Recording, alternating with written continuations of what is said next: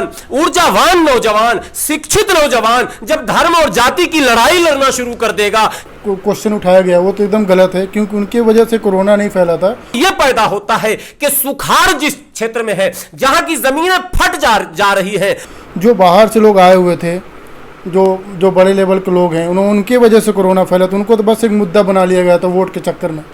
अब बताओ भारतीय जनता पार्टी के लोगों, बताओ वो तमाम संगठन के लोगों,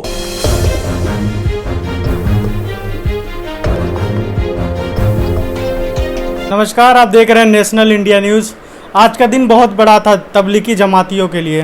मैं बता दूं कि मुंबई के हाई कोर्ट ने तबलीगी जमातियों पे जो एफआईआर दर्ज हुआ था उसको साफ तौर पे खारिज कर दिया है।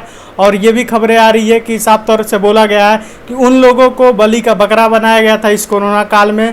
प्रधानमंत्री नरेंद्र मोदी की विफलता को छुपाने के लिए, पूरे मुसलमान को एक तरह से बदनाम करने के लिए ये सब मनुवादी मीडिया ने ये सब चाल चला था। इसी मुद्दे पे आज हम बात करेंगे।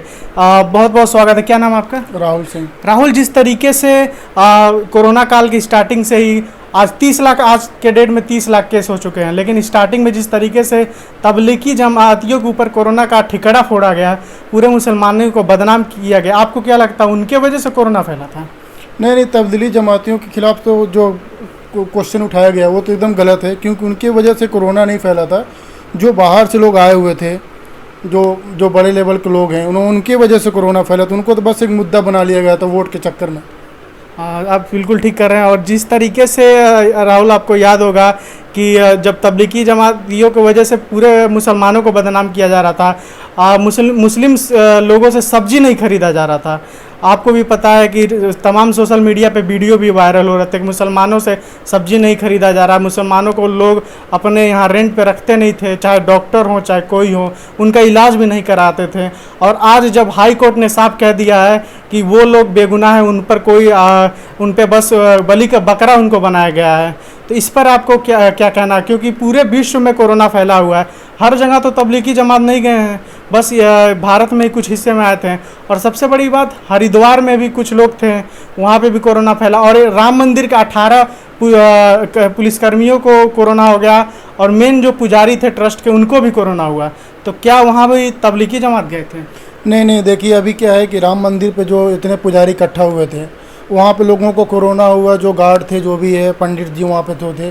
आक्रमण से, कीड़े मकोड़ों के आक्रमण से बचाने के बावजूद जब फल तैयार होता है तो एक सैलाब का झटका आता है और पूरे खेती को तबाह कर देता है। सरकार ने आज तक उसकी योजना क्यों नहीं बनाई? यह सवाल इस देश में है। इसको खड़ा करने की जरूरत थी, जो नहीं हो पाया बदकिस्मती से खड़ा। सवाल यह पैदा होता है कि सुखाड़ जिस क्षेत्र में है, जहां की जमीनें फट जा रही है, चाहे वो महाराष्ट्र का क्षेत्र हो, चाहे वो झारखंड का क्षेत्र हो, चाहे वो बिहार का वो ताल का क्षेत्र हो, जमीनें फट जाती हैं, सिंचाई के लिए पानी नहीं मिलता है, ट्यूबवेल के लेयर इतने नीचे चले जाते हैं कि एक सामान्य और गरीब आदमी उससे पानी खींच नहीं पाता है। सरकार ने वहां तक पानी नहीं पहुंचाया इन 75 सालों में। सवाल यह पैदा होना चाहिए, दुर्भाग्य है हमारे देश का, हमारे पढ़े लिखे युवा भटक रहे हैं, हमारे पढ़े लिखे नौजवान धर्म और जाति की राजनीति में लगे हैं, हमारे पढ़े लिखे युवा एनर्जेटिक नौजवान, ऊर्जावान नौजवान, शिक्षित नौजवान जब धर्म और जाति की लड़ाई लड़ना शुरू कर देगा, क्षेत्र और भाषा की लड़ाई लड़ना शुरू कर देगा,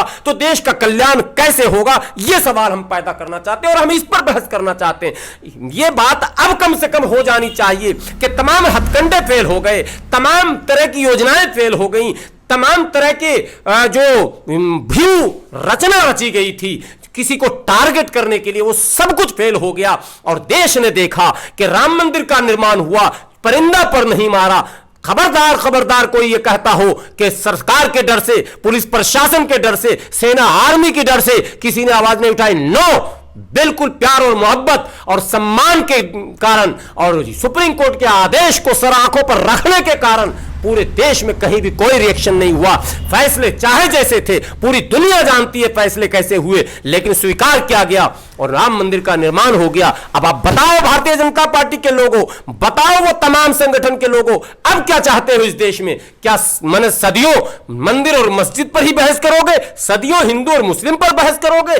सदियों जो है मतलब अवतार और पैगंबर पर बहस करोगे? और सदियों ये चाटुकार और दलाल अमीश देवगन आक्रमणकारी बताता रहेगा बुजुर्गों को? एक नए नए शगुफे के साथ ये आते हैं और देश में वातावरण को बिगाड़ते हैं और ध्रुवीकरण करने के बाद वोट लेकर सत्ता के शिखर पर बैठकर पूरे देश के एक एक इंस्टीट्यूशन को बेचने में लगे हुए। सवाल यह पैदा होता है कि जो हिस्सेदारी की बात थी एससी एसटी ओबीसी और अन्य लोगों की, जो संवैधानिक अधिकार था आरक्षण, क्या वो कोटे पूरे हुए?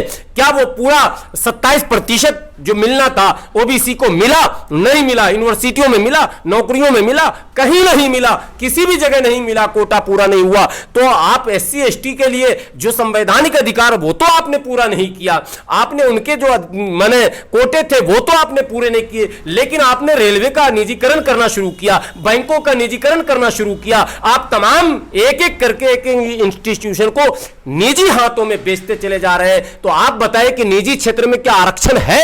नहीं है। बहस इस पर होनी थी कि जब निजीकरण हो रहा है तो निजी क्षेत्र में आरक्षण होना चाहिए, लेकिन नहीं बहस हो पा रहा है, इसलिए कि उन एससी एसटी ओबीसी और एंड तमाम लोगों को जो एक बड़ी आबादी कहलाती है, जो कहती है कि मैं 85% हूं, इसके ऊपर भी धर्म का भूत सवार कर दिया गया। तो मैं उनके नौजवानों से भी कहता हूं, इस भूत को हटाओ और मूल मुद्दे पर आओ। कॉमनल पॉलिटिक्स का दी एंड और कॉमन पॉलिटिक्स की शुरुआत, ये है असल एजेंडा। तो बिल्कुल आखिरी और महत्वपूर्ण सवाल, आपको लगता है कि अब जिस तरीके से बॉम्बे हाईकोर्ट ने सब वहां से फैसला हटा दिया है, वापस ले लिया, अब आपको लगता है? चैनल को सब्सक्राइब नहीं किया है तो प्लीज़ सब्सक्राइब कीजिए और ताज़ा अपडेट पाने के लिए बेल आइकन को दबाना ना भूलें।